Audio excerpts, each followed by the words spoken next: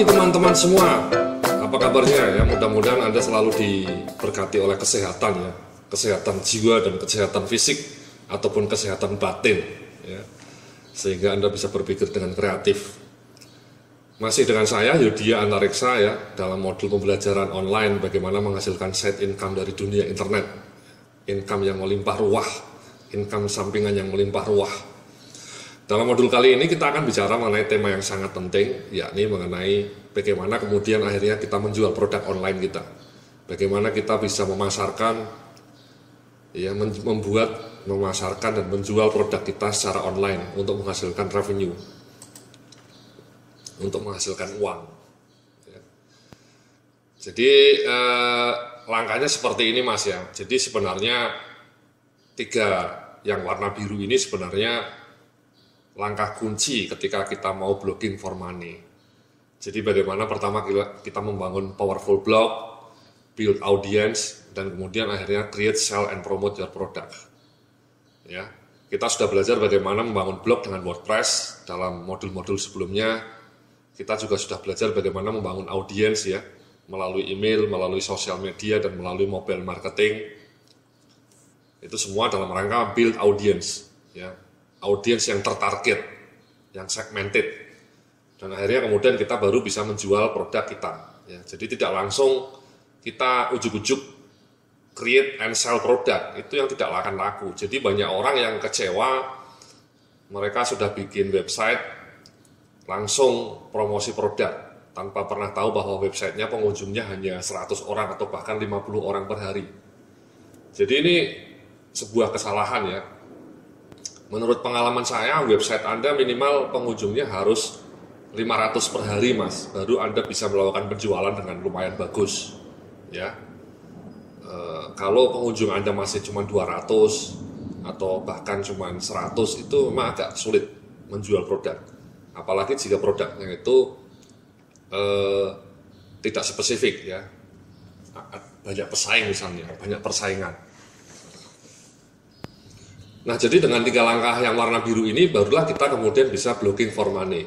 Ya. Kita sudah belajar bagaimana build powerful blog, kita sudah belajar bagaimana build audience, dan sekarang kita akan belajar bagaimana create and promote your product, ya, digitally atau dengan melalui medium internet. Jadi memang ketika kita mau menjual produk itu ada beberapa pilihan Mas ya. Yang pertama produk fisik, ya. Anda bisa menjual baju, kaos, sepatu, tas, DVD, buku, gadget, dan lain-lain ya. Itu semua produk-produk fisik. Yang berikutnya adalah jasa keahlian ya. Anda bisa menggunakan blog Anda untuk menjual jasa Anda sebagai seorang konsultan, desainer grafis, jasa arsitek, fotografi, ataupun jasa keuangan, dan lain-lain. Jasa ya. Nah yang terakhir ini Mas, kita bisa juga menjual produk digital. Produk-produk yang tidak memerlukan pengiriman barang, tidak memerlukan gudang, karena semua filenya disimpan dalam server. Ya misalnya kita jualan e-book, templates, forms, guideline, kursus online seperti yang saya lakukan ini, software, musik, dan lain-lain. Nah, kalau kita bicara mengenai side income ya, bagi Anda yang kerjanya full time, itu barangkali pilihan menjual produk digital ini merupakan pilihan yang lebih pas ya, karena proses pengiriman barangnya, proses pengelolaan penjualan produknya tidak seribet kalau Anda berjualan produk fisik ya.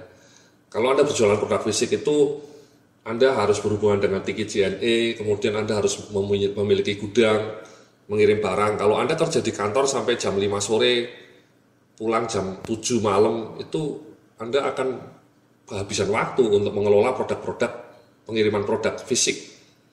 Apalagi kalau customer Anda kemudian mengajukan pertanyaan sampai mana barangnya, kok belum dikirim-kirim, kok belum nyampe-nyampe, itu sering terjadi. Sehingga kalau Anda kerja full time, mengelola penjualan produk fisik itu mungkin cukup melelahkan ya. Demikian juga jasa keahlian ini, Anda bisa melakukan ini mungkin di Sabtu Minggu ya, ketika Anda kosong, ketika Anda liburan. Ketika Anda kerja di kantor full time, mengerjakan ini ya agak repot.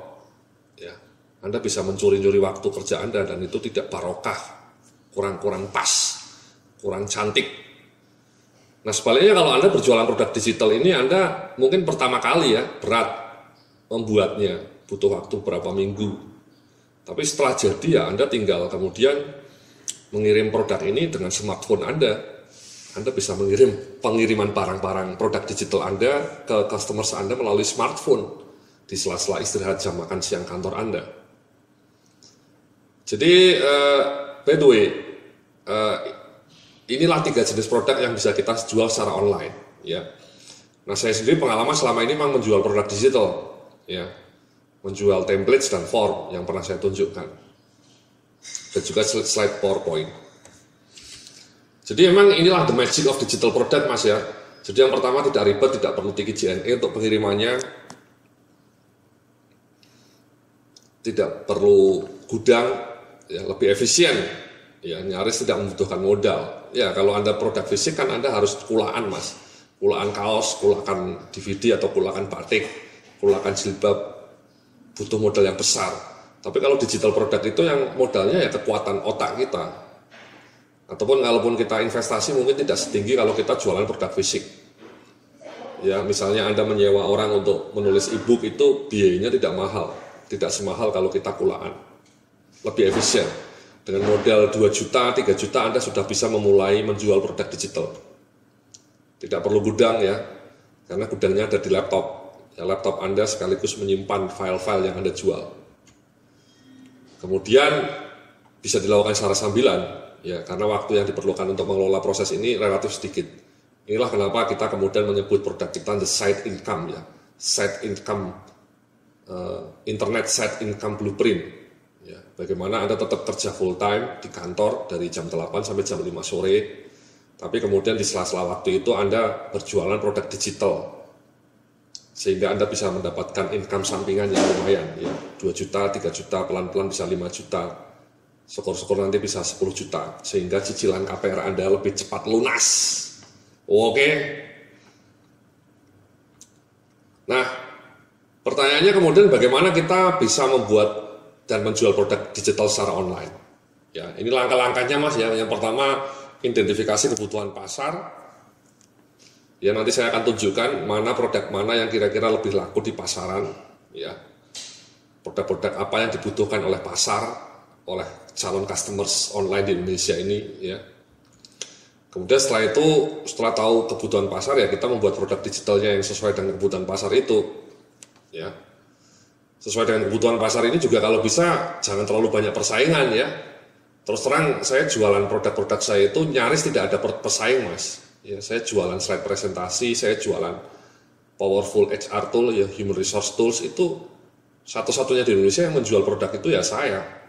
Jadi emang pasarnya sangat spesifik, sangat sedikit, tapi kelebihannya tidak punya persaing, tidak punya pesaing. Jadi lebih mudah memainkan harga, lebih mudah untuk berjualan karena persaingannya sedikit. Tapi yang kedua ini, Mas ya, produk digitalnya juga dibutuhkan oleh pasar. Jangan membuat produk yang tidak dibutuhkan pasar, yang nanti tidak laku. Dan kemudian setelah itu ya kita promosi, kita menjual, ya. Nanti kita akan perlihatkan bagaimana cara promosinya dan bagaimana cara menjual produk digital via online.